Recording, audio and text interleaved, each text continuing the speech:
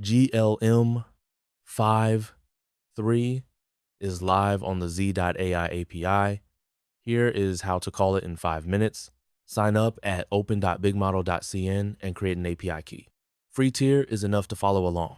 The API is OpenAI compatible. Base URL, open.bigmodel.cn/API/PAS/v4. One curl gets you an answer. Model ID is GLM 5 and 3. Bearer token is your key. The response shape is standard OpenAI chat completions, choices, message, content.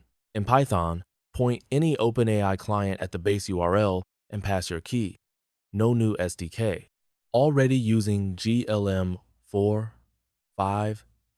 Change one string, the model ID, and you are on 5.3. Streaming works the same way.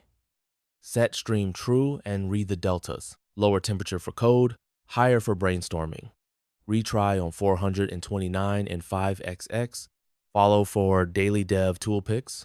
Full GLM 5.3 write-up with code samples on dev 2